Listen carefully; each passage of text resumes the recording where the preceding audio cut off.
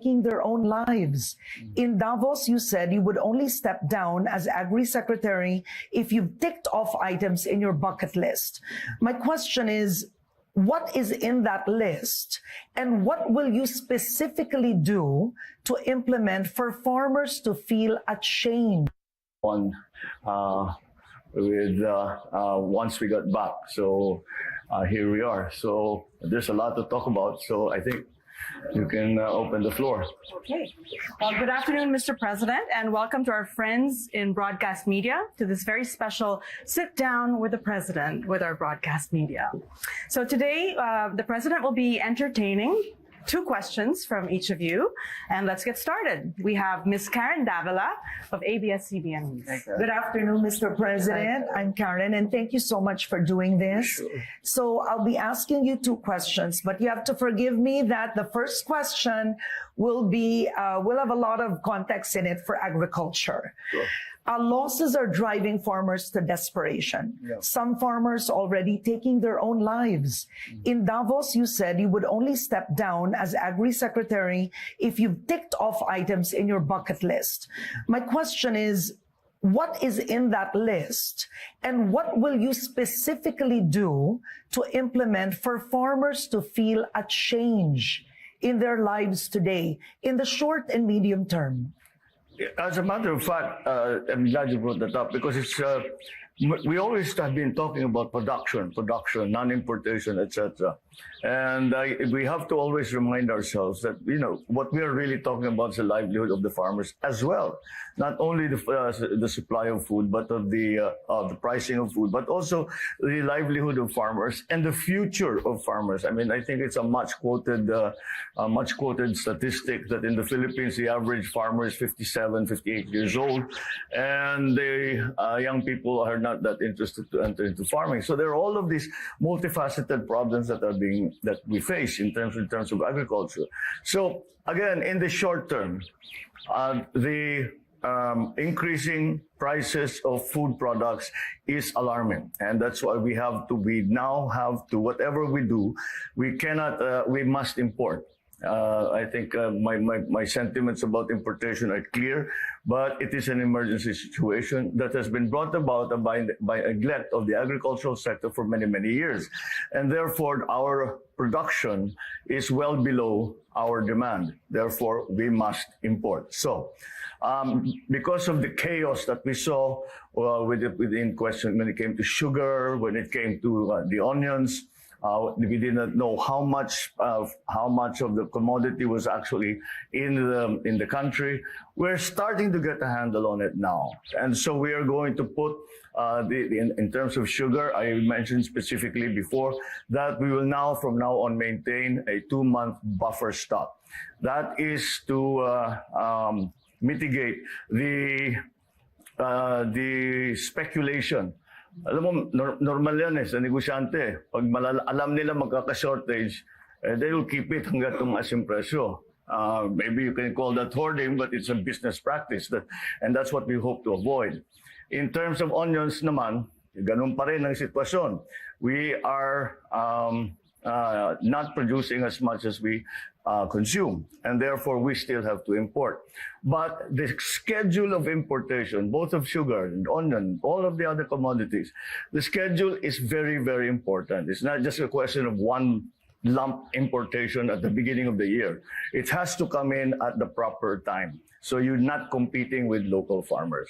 So that's a very simple first step. Pag maayos na yan, that is one box that I will say I've been able to tick. Now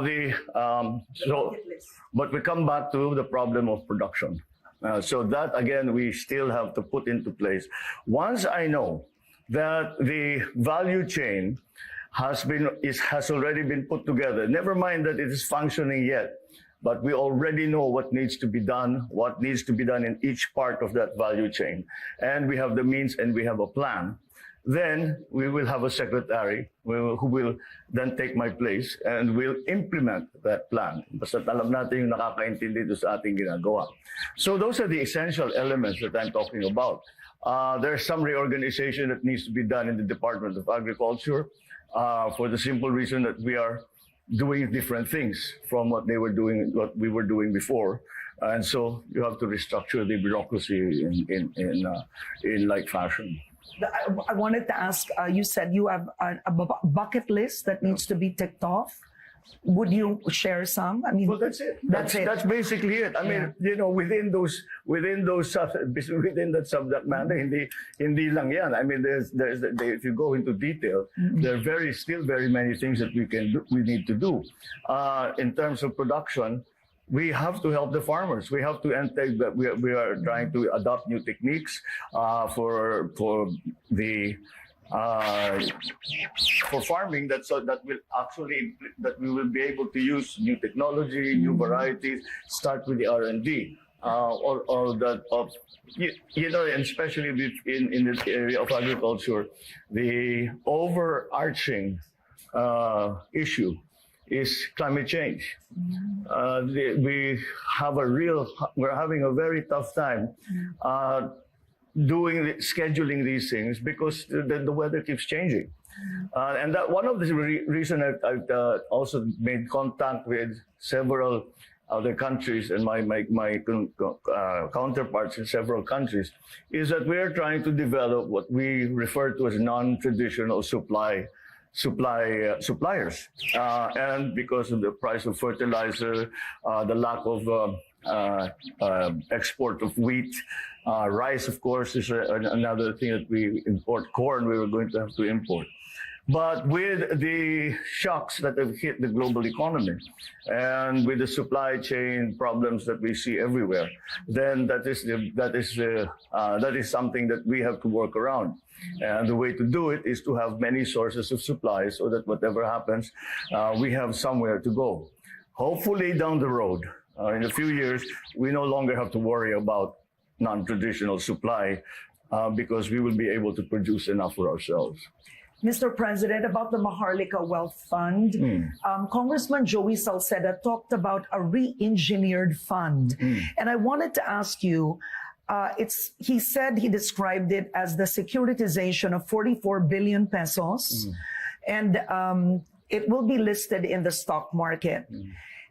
You have lawmakers, opposition lawmakers, who say that under the law, 50% of the income of GOCCs have to be remitted to the National Treasury, and you use it for the budget.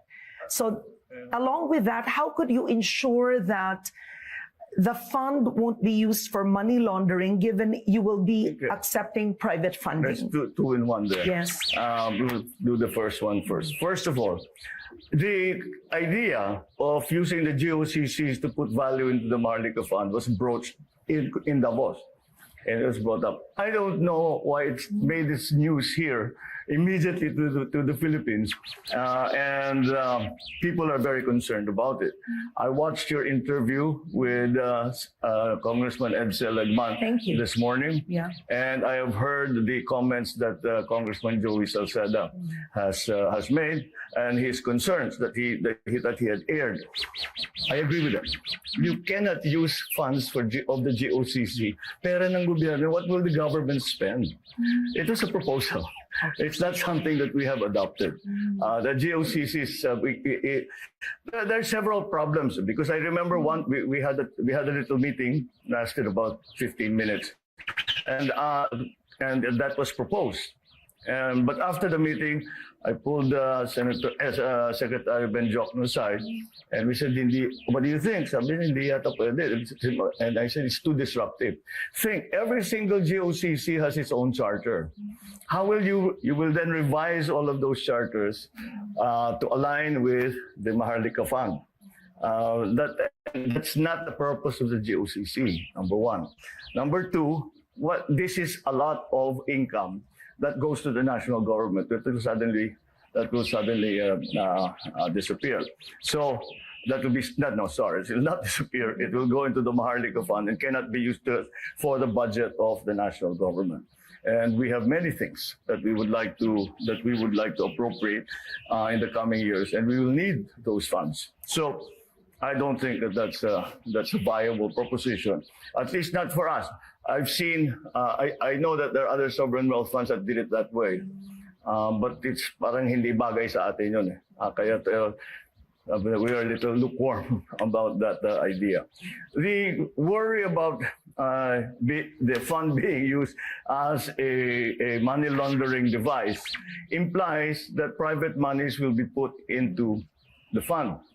But yes, private monies will be involved with the fund, but it's not a savings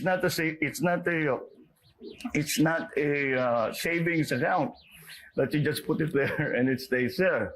No, what will happen is the Maharlika Fund will serve as the seed fund for the sovereign wealth fund, and the 40 billion, 30 billion, 40 billion, whatever it may come to, is going to serve as a seed money for the fund. Now, whenever we come into partnership, we do a G2G with Japan, for example, or we do a PPP with some big outfit, then that is only the time that the monies come into the fund to be used for the program. Hindi yun basta o sige, bigyan niyo ako ng ilang billion dolyar, tapos lalagay lang yun, akong bahala na dyan. It's not like that at all. And in fact, even on our end, we will only deploy funds when there is a very specific project to be paid for. So money laundering just won't come into it. Okay, thank you very much, Ms. Karen Davila of abs-cbn. Next, we have Ms. Cheryl Cosim of TV5. Good afternoon, Mr. President. I'm Cheryl Cosim representing TV5. And sama ko na rin po yung 1PH and 1 News. So, ibig sabihin ba nun, 6 questions pwede? I'm just... Galing negotiator. Okay, my first question concerns the positions in your administration. First, just a little over a month ago, you granted former PMS Chief Naida Angping's leave after she asked for personal time for herself and her family. What made you appoint her as ambassador to France, considering she never held any diplomatic post before this? And who will replace her? Well, I need to use this? Sir. Okay. Well, the situation with then Secretary Naida Angpin was that it was a personal decision on her part. She had some personal issues that she had to work through, and she said, I cannot do my work while I'm having to go through this, and that's why I need to go away and think about it. And she came back and she said, maybe I can just find something that will not that I will be able to handle. And I said, what do you think? And she said, if you could appoint me to a diplomatic position. She has not held formally a diplomatic position, but she has been working with the Foreign Service for years and years and years. Tao yan ng Uncle Kokoy ko. And she worked in the American Embassy, the Philippine Embassy in the United States. She worked in She worked in, well, China. She worked in all of the areas that we were slowly opening up. So sanay siya sa trabaho yan. And she has said that she had for years now been working on her foreign service exam. So I think that's what she's going to plan to do now. Yun talagang gusto niyang gawin since before. So now we'll formalize her wishes. So, but again, the reasons for it are personal. So I don't think it's my place to talk about that. It is her choice. Okay. Like what I've said, positions in your administration. Isa pa lang, sir. Pero ito na, pahabol doon sa first. Okay. About Erwin Tulfo, it was reported that you're gonna appoint him as one of your presidential advisors. If so, on what? No, that's really not been part of the plan for Erwin. No, we had other plans for him, not as a presidential advisor. But he would still be part of your administration. I hope so. I hope so. Because whatever we say, difficulties that he faced with the Committee on Appointments and the CA, the time that he was running the DSWD, he did a very good job. So we can't lose that kind of asset. So we'll find something that he can do, so we can take advantage of his good instincts when it comes to social service. Mr. President, still another position in your administration. May mga comments po ang mga senador na mag-appoint na po kayo ng secretary po sa DA and other groups para daw po mas matutukan ang ahensya. Your comment on that? For me, there really are things that I can do that if there was a secretary and he or she did it, hindi magagawa pero matagal, madaming diskusyon, and they'll have to come up. Well, the president, they cannot say no to. And pag hindi nila ginawa yung utos ko, pwede ko sitahin. Yung secretary, pwede, alam mo na, it can still be may pakiusap pa. And so that's what I bring to the position, is that when I make a decision, I say, this is what we need to do, this is the plan, every one of you follow this plan, you do this, you do that, magtatasking tayo, kailangan masunod yun. And if not, then I can chastise them, I can move them aside, push them into other positions, etc., etc., etc. But generally speaking, if the president asks you to do something, they'll do it. If somebody else will do it, they may do it. They probably do it, but they may not. So we want to take that wiggle room out of that system. And this is my second question, Mr. President. Just a few weeks after your visit to China, Chinese Coast Guard drove away Filipino fishing boats in Ayungin Shoal.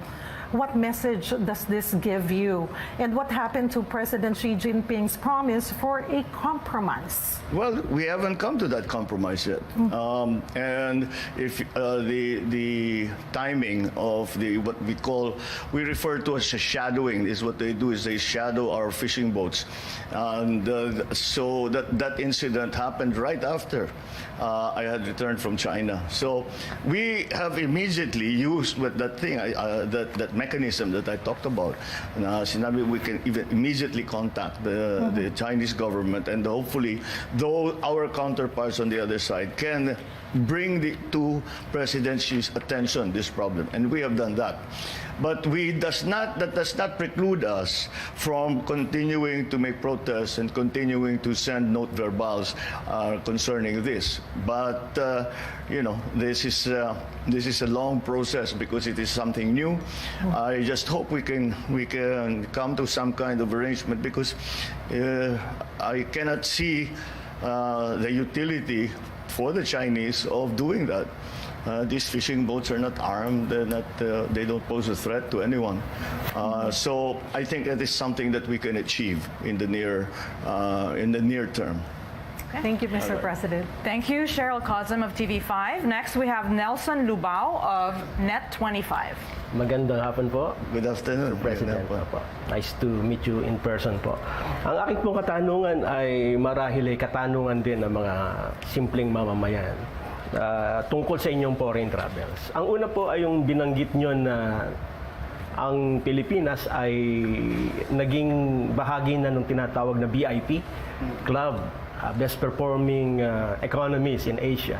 Paano po natin ire-reconcile yan dun sa iniisip naman ng karaniwang tao na pagpunta niya sa palengke, mahalang sibuyas, mahalang iba't iba pang presyo ng bilihin, tapos tayo ay best performing economies, Mr. President?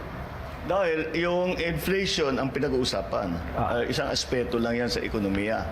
Kaya yun talaga problema, totoong problema yan. Dahil bumababa na ng konti dahil nagpapasok na tayo ng sibuyas, nagpapasok na tayo ng asukal. So kahit paano, the supply will feed the demand at bababa ang presyo. Kaya yun ang para sa akin ay the reason na tinitignan ang Pilipinas na magandang performance dahil sa ibang bagay. Okay. Kasi maghanap ka ng bansa na 7.1% ang growth rate, na bumaba ng 4.2% ang unemployment rate, na mas mababa ngayon kaysa sa bago ng pandemya. Ibig sabihin, nakapag-create tayo ng halos 2 million jobs mula nung 2020 hanggang ngayon. At yung pati yung peso, medyo tumibay na. Kaya palagay ko, yun, hindi lang ang inflation. Kasi lahat naman ng ibang bansa, ganyan din ang inflation. Kaya kung titignan ninyo, ay sasabihin, ito yung mga ibang bagay na kaya't matibay. Kaya nabuo, gumawa. Kasi wala namang VIP noon . Nangyari lang yan dahil nagpe-present tayo doon sa Davos at marami tayong pinakita, marami tayong paliwanag, marami tayong diskusyon sa kanila.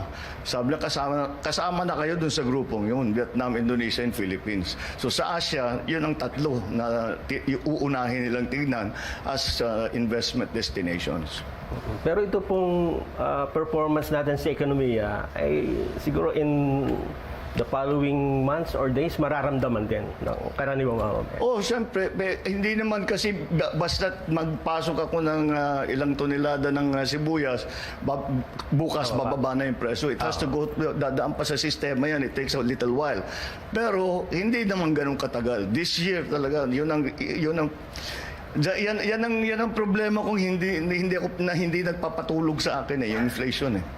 That's what I lose sleep every night over, is how to bring down inflation. So I'm determined to make sure that the inflation starts to come down in the first quarter and mag-normalize na pagkatapos nun. Okay. Second question ko po, foreign travels din. Ang puna naman ng iba, bakit ba ang Pangulo ay travel and travel? Ang dami namang problema sa bansa. Ano ba ang, sa tingin po ninyo, mahal na Pangulo, yung travel ninyo na talagang merong immediate effect sa mga Pilipino? Hindi, proseso yan. Matagal. Proseso yan. Hindi yan yung pupunta ka tapos kakausapin mo yung korporasyon, nagustuhan ka, ito malaking pera, sige sa'yo na. Hindi ganoon. Magpapakilala muna tayo dahil pagka hindi tayo bumiyahe at nagpakita diyan sa mga conference na yan, hindi tayo iniisip. Wala sa isip nila ang Pilipinas. Siniisip lang nila, dito tayo sa Vietnam, dyan tayo sa Indonesia, o doon tayo sa China, doon tayo kung saan-saan. Hindi Pilipinas ang iniisip. Kailangan natin ipakita ang ating ginagawa para naman mapaganda ang potential na investment nila na dadalhin nila dito sa Pilipinas. Yun ang halaga ng mga biyaheng yan. At hindi lang yun. At meron din dahil halimbawa sa Davos ay ang subject matter laging pinag-uusapan ay how do we cooperate in a fragmented world dahil nagkaka-fragmentation na raw ang buong mundo dahil sa mga pangyayari sa pandemya sa Ukraine, lahat 'ito. Paano ngayon natin ibabalik ang kooperasyon? Dahil naman sang-ayon naman lahat sa pag-iisip na ang kooperasyon na sa bawat bansa ay mahalaga at hindi kakayanin ng kahit sinong gaano kayaman na bansa na nag-iisa. Kailangan may mga partner yan, kailangan may kaalyado yan. Kaya yun naman ay pagpunta natin sa mga ganyang conference ay masasabi natin the Philippines can play this part in fostering or in encouraging that cooperation.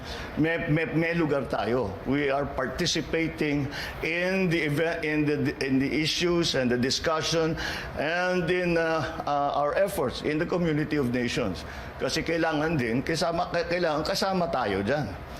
Pangatlo, I'm the new kid on the block. Nobody knows who I am. Kailangan ko magpakilala. Kasi pag sabi, bago ito. Sino ba ito? May alam ba ito? Tama ba yung mga ginagawa? O ano bang klaseng tao yan?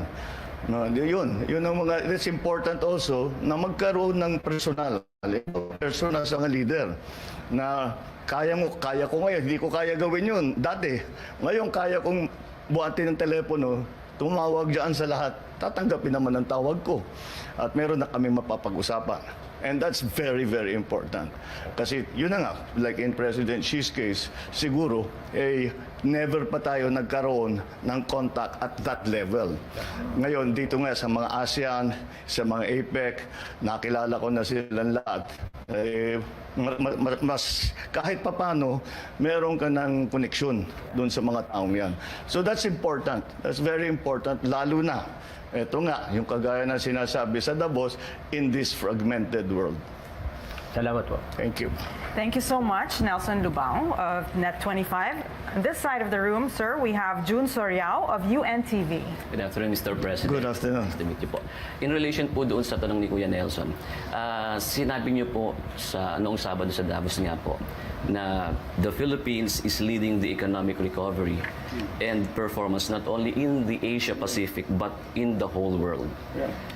Umani po ito ng maraming reaksyon o iba't ibang reaksyon. Diyo ba? Saan po nakuha po yung datos para patunayan po yung pahayag na yan? Yung nabanggit ko, napakasimple. Pagka binabati tayo, anong lagi may sinasabi sa akin pagka may nakakausap ako?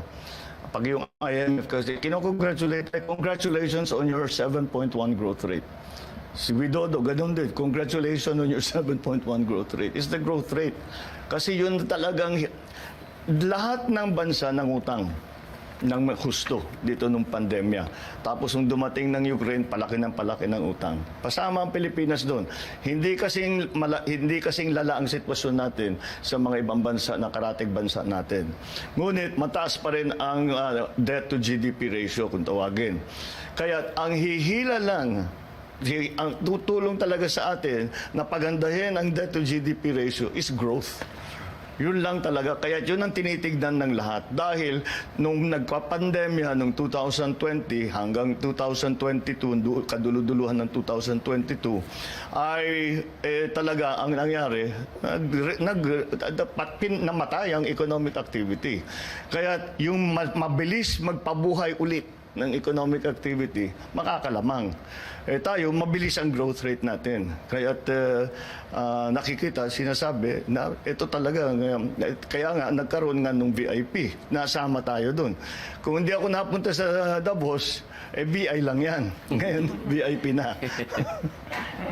Second question, in relation pa rin po dun sa tanong ni Kuya Nelson, kakambal na po ng pangangako ng investment ng iba't ibang pagsapagpunta ng mga dati ng presidente, nakarang presidente ng bansa. Yung pangako nga po ng investment. Ano po? Yung iba po, pangako lang. Yung iba talagang hindi talaga natupad po. Katulad na lamang po ng investment na ipinako ng China noong nakarang administrasyon. Sa inyo po, paano niyo po masasabi na matagumpay yung mga ipinangako sa inyo ng iba't ibang mga leader ng bansa pagpatungkol po sa investment? Nasa sa atin yun. nasa sa atin yun. Kaya yung mga biyahe, nabanggit mo na rin, yung mga biyahe, medyo babawasan na namin for the rest of the year. Ang dahilan ay kailangan namin balikan lahat itong mga nasimulan sa ASEAN, sa APEC, sa China, pati yung pagpunta sa EU, sa Brussels, tapos itong biyahe dito sa Davos. Ay kailangan namin i-detalye yung aming pinag-usapan. Sino ba dito, tungkol dito, sino bang kinausap natin? Ano bang naging usapan natin? Dito sa lahat ng project na sinasabi, ano ba i-prioritize natin diyan? Kailangan na namin gawin yun. Hindi pa namin nagagawa dahil busy kami nga ng biyahe. Pero at least meron kaming naiuwi. Ngayon, kailangan na natin i-consolidate, kailangan na natin i-follow up, kukulitin na natin yung mga kausap natin, yung pinag-usapan natin, ituloy na natin ang usapan. Nasa sa atin talaga yon. Kung pababayaan natin yan, marami na tayong nakita. Nagpumirma ng katakot-takot ng MOU, wala naman nangyari. Kaya yung MOU para sa akin, maganda yan, okay yan. Pero simula pa lang yan. Hindi pa yan project. Simula pa lang yan. Simula pa ng usapan para magkaroon ng project. Kaya marami pang gagawin. Kaya yung sinasabi ko kanina, proseso ito.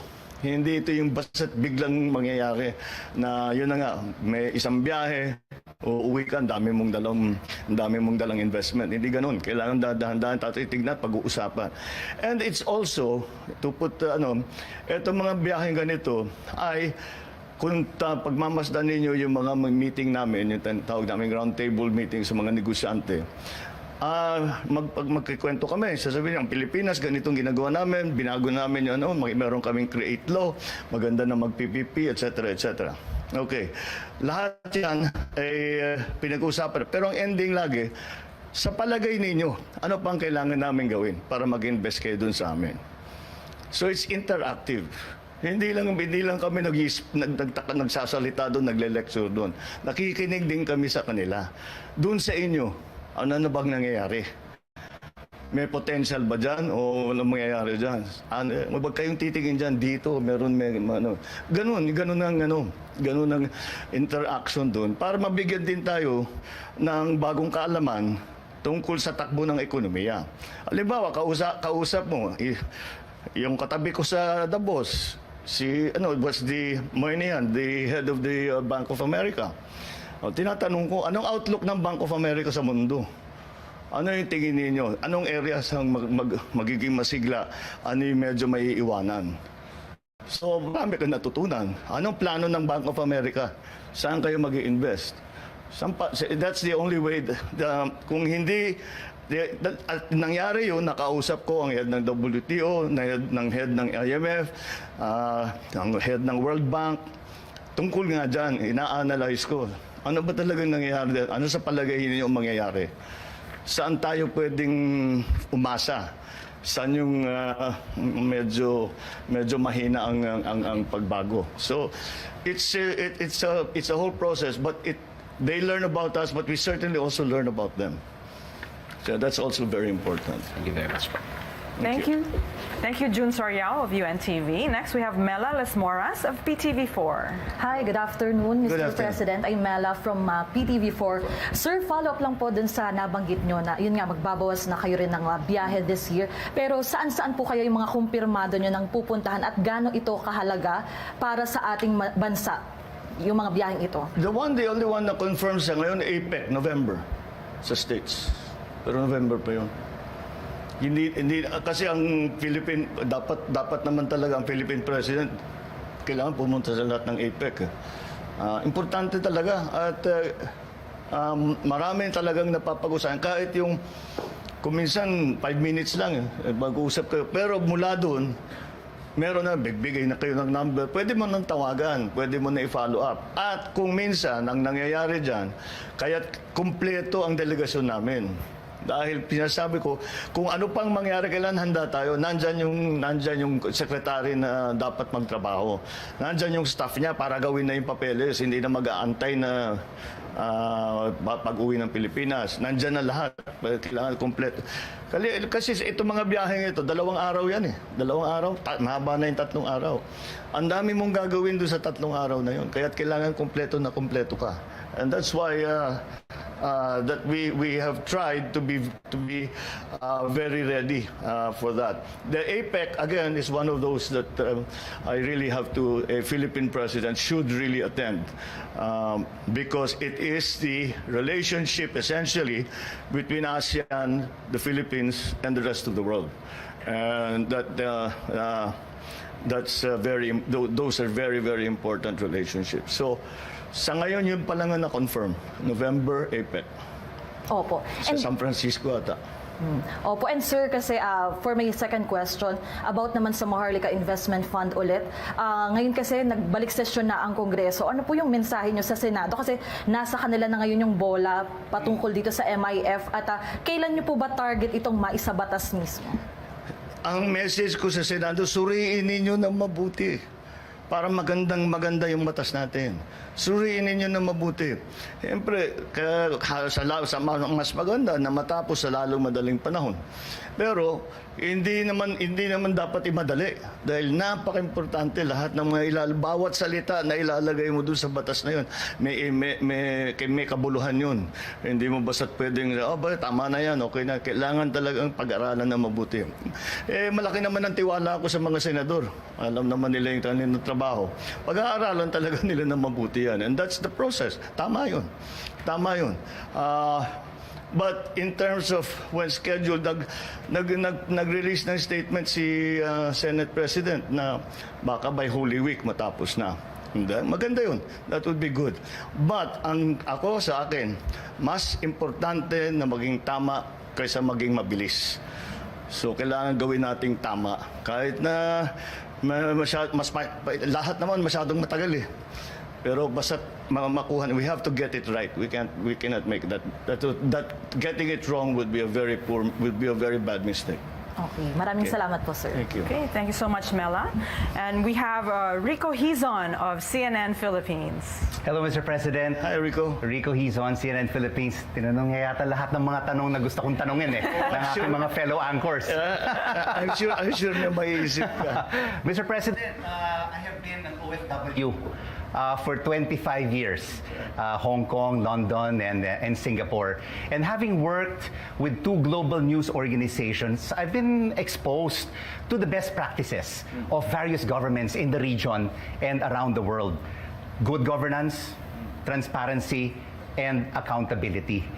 The Filipino people really want to know, from your 8 overseas trips in the last 7 months, how much have you spent per trip?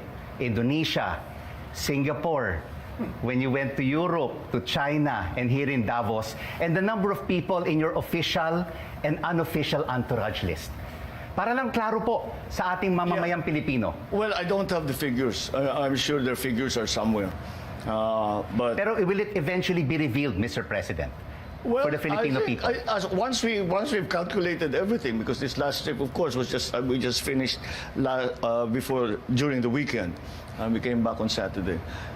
So on terms of the cost, the way I see it, you have to look at it as ROI. Do we bring something back or do we not? If you say, I don't know, as I said, I don't know the exact figures of the costs and everything. But, for example, we came back from China with pledges of 22 billion. Let's say we get actual out of that 1 billion. Bawing-bawi lahat ng 8 trips. Finished. That's the idea. And we did not only go to China.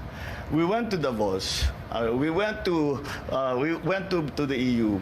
We went to ASEAN. We went to APEC. So in each of those, many pledges were signed. And as I said, it is up to us. Now, the measure of success will be, the cost benefit, very simple. How much effort did you put into it? It's not just the money. It's the time that you put into it. It's the time and the effort that goes into it is really that's what I was trying to explain earlier. The reason that we have everyone on the delegation, actually the official delegation is just myself and the cabinet ministers. Then they have staff. So the rest are security. And the others that have been accompanying me are actually private sector. They don't actually fly with me. They go there on their own. Although they are included in our meetings, and they have their own meetings on the sidelines as well. So again, the way I approach it is ROI. How much did you spend? How much did you get? And again, as I'm saying, if we get just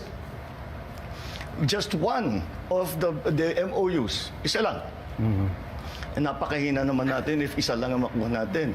Hindi namin ginagawa trabaho namin kung yun lang isa lang makuha natin. But sabihin na lang natin, isa lang ang makuha natin. Bawi na lahat ng trip ko. Pero Mr. President, sinasabi rin ng mga kritiko that no matter how the government tries to invite investors to the country, but if there's a lack of transparency, accountability, the country does not really invite confidence. I fully agree. So we will have transparency. Ililista ba ninyo yung gastos, Mr. President? So there will be accountability and transparency in everything that we do. That's axiomatic. Who's going to argue with that? That is one of that. But it has not been an issue that the private businesses bring up. They bring up ease of doing business. They bring up the cost of energy.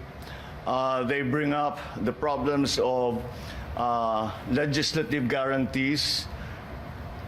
Ang legislative, lalo na sa PPPs, legislative guarantees, ibig sabihin na sa gitna ng project nila, papalitan yung batas, hindi nakikita yung project nila, pero pilit pa rin silang tapusin. Yun, yung mga nangyayari daw. Yan ang mga yan ang rinireklamo nila sa Pilipinas. So the critics will have their say.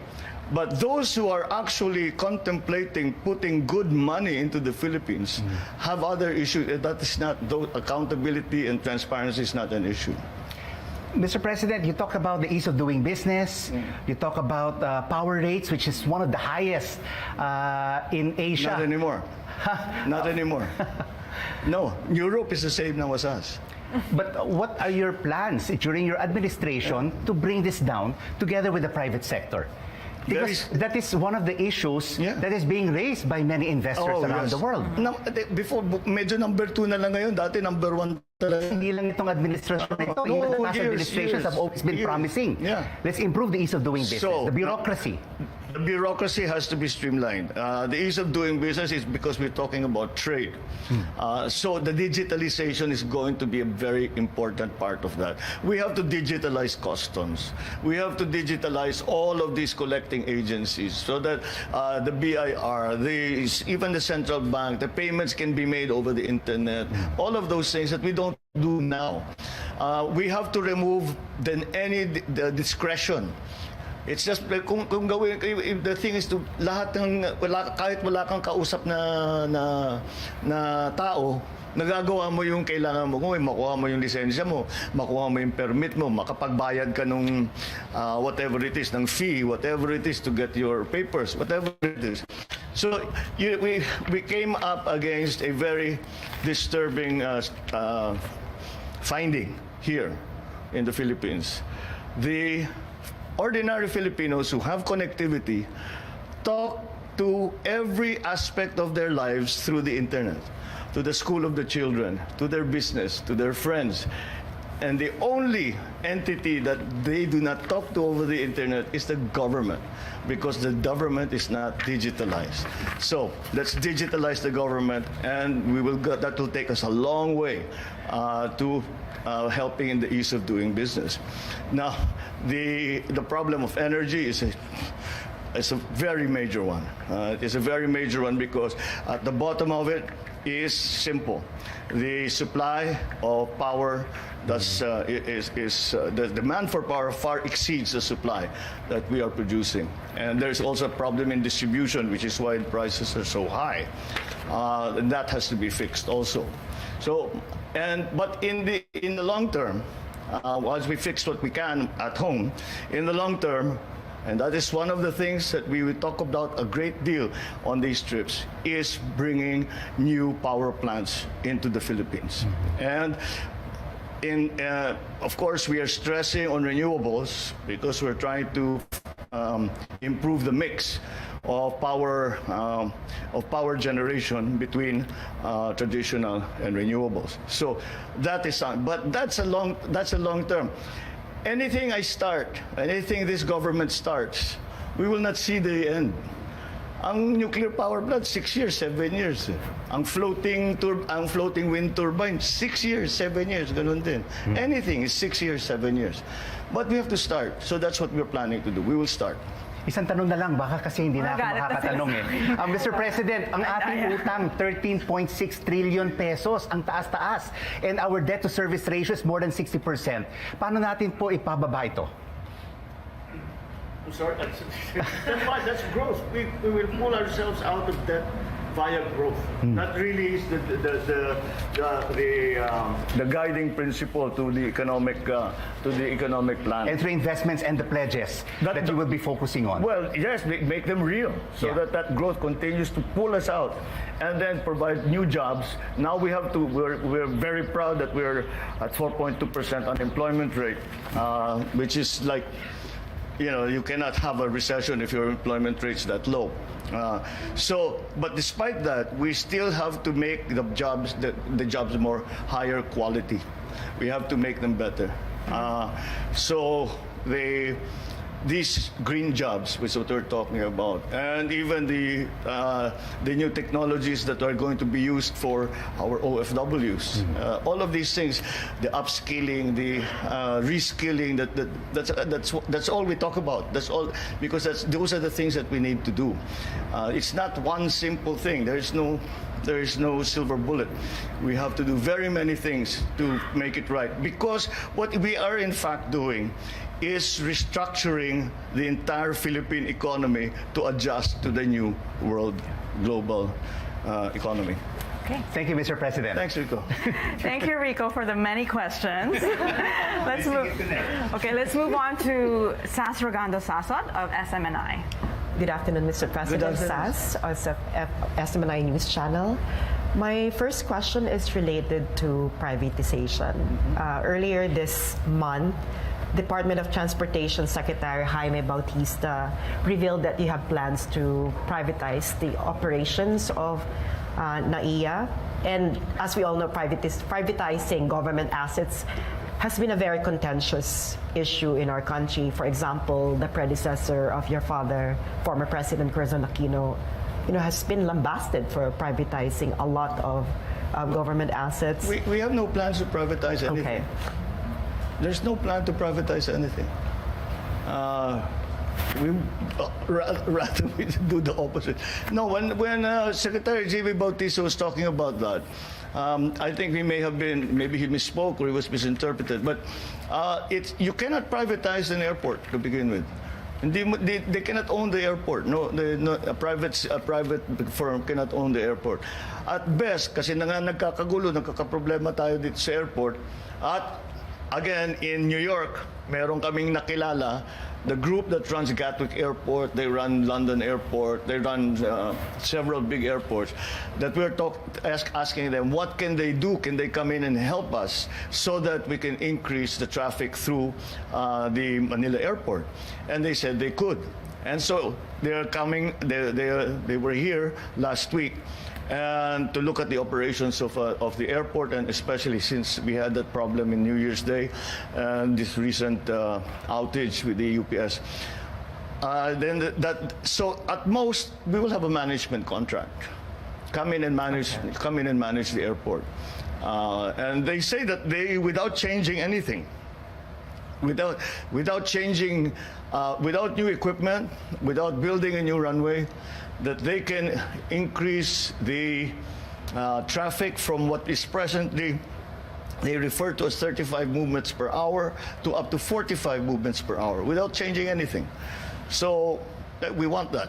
And those skills can only be had from this group. And well, no, there are several groups, but they can be had from the private sector group who have huge experience in running ports and running airports.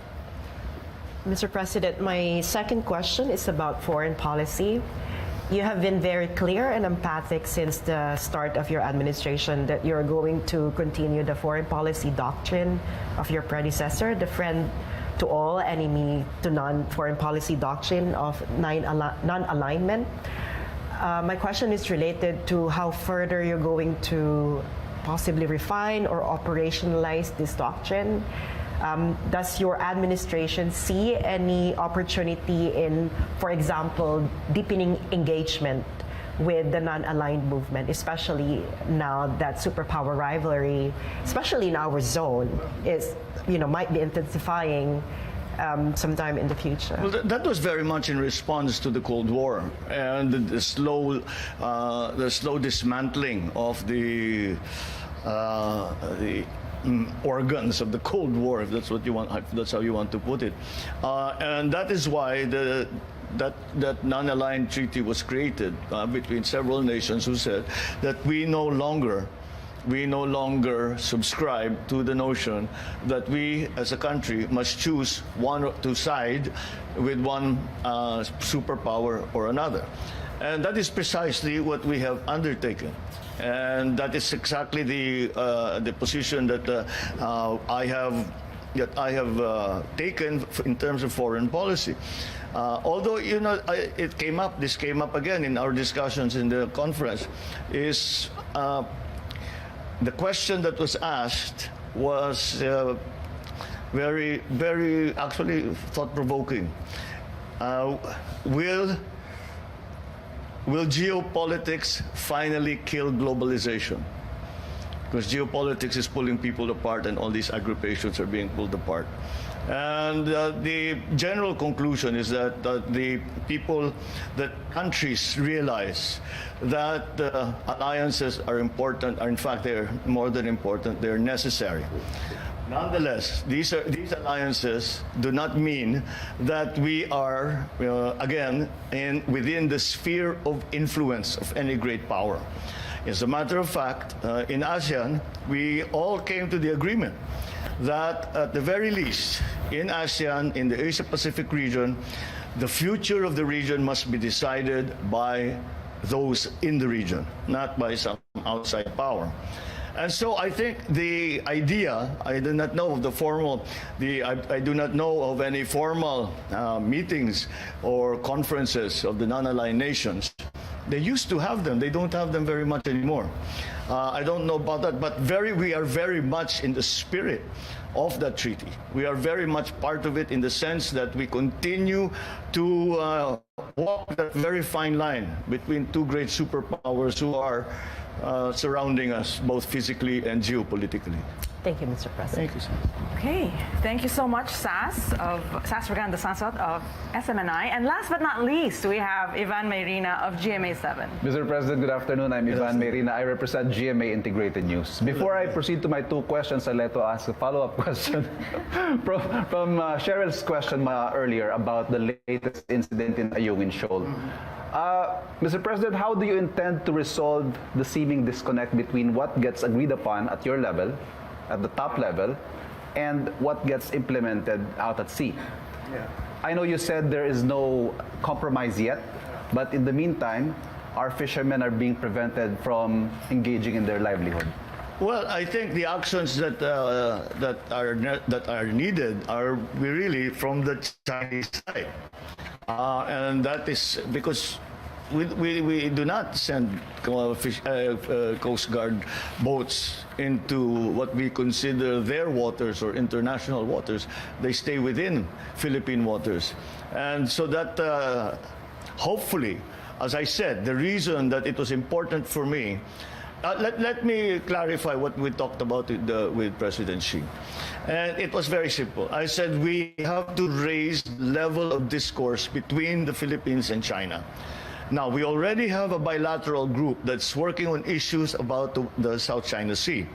Now, my proposal is that we bring that bilateral group to a higher level. It's a sub-ministerial level ngayon. So let's bring it to a ministerial level. And I will ask my foreign secretary to be part of it. I will ask my ambassador to China to be part of it. And I guarantee you that if there is any decision that needs to be made, either of those gentlemen can pick up the telephone and talk to me. And within 5 minutes, we will have a decision. I hope that China can do the same. And that is what the presidency was agreeable.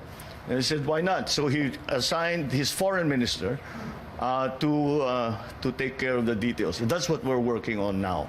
Now, with the power structure in the People's Republic, I think that if the President Xi, puts out an order that we will not do that anymore, we will do something else, then I think it will be. I think the chain of command is fairly solid. That because again, we will be able to report any violations of whatever agreement we come to. Unang tanong ko pala. Kamakailan po naglabas ng video si First Lady Lisa tungkol sa, naglabas siya ng warning sa mga taong gumagamit daw ng kanyang pangalan para ma-appoint. Apparently, it had something to do with appointments at the AFP. At sinabi niya, pag ginawa niyo yan, sasabihin ko sa asawa ko, huwag kayong i-appoint. My question, Mr. President, is how involved is the First Lady in your decisions with regard to appointments and in your governance in general? Zero. She really has no input on that. The First Lady helps me in terms of the organization, because she's actually very, very good at that. Organizing which office, how the workflow goes, where the documents go through. She's a well-trained lawyer, so she's very good at that. And but that's the extent of it. We don't talk policy together. I mean, she'll comment. She generally say that, that looks good, that doesn't look good, I don't know why you're doing that, that's fine, what a great idea. But that's it. Do you consult her in difficult decisions? Not political. Not political decision, legal. Oh yeah, legal, I will ask her. I will ask whenever there's a legal question. I'm not a lawyer, so I need an expert opinion. She's right next to me most of the time, so I can turn to her. I am very lucky, actually. I think I have the best legal representation of any president. I have a former Chief Justice as my executive secretary. I have JPE, who is working as a legal advisor to the president. And between all of these experts and legal luminaries, that's the only time that the discussion may include Lisa. But she doesn't come to the office and sit with us at all. If I have something to ask her, it's usually definitions. Define to me what is the legal definition of this? What is the legal definition of that? When they talk about this, what do they mean? What's the legal concept behind that? It's usually, that's the kind of question, because she's a teacher. So that's the kind of question I ask her. Last question, sir. Okay. Madalas nyo rin pong isama si Congressman Sandro sa inyong mga biyahe at sa inyong mga engagements. The question is the congressman being groomed as the next Marcos president? Sandro? No. He's not being... We're not grooming him for anything. He's grooming himself. He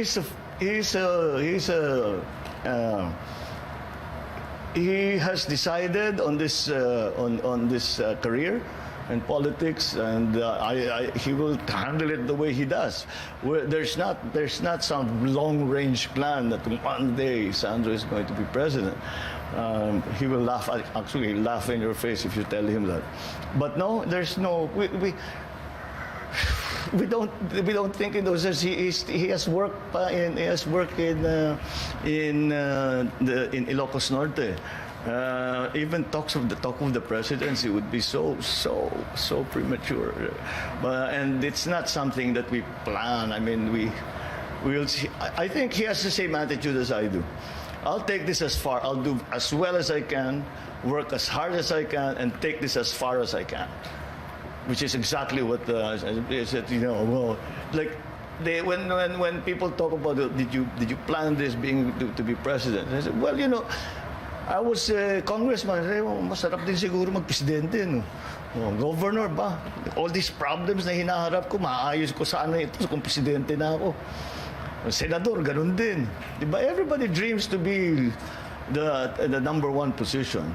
But that doesn't mean that we're plotting. We have this long-range plan. Not at all. Not at all. He's too busy anyway. He has too much work anyway. The reason he accompanies us is because he's an author of the Maharlika Bill, the Maharlika Fund Bill, and sometimes he has, like, I had an interview with Financial Times. He took over when it came to the Maharlika Bill because I had somewhere else to go. So siyang nag-explain. Author naman siya, dapat alam niya. So that's these recent trips. That's the reason why he has been with us. Thank you, Mr. President. Thank you. Well, on that note, thank you so much, Mr. President. Thank you so much. One round lang. No round. Round two. But let's wrap it up. Yeah, thank you so much to our friends in media, our anchors in broadcast media, for being here in our sit down with Mr. President. And yeah, I hope you liked it.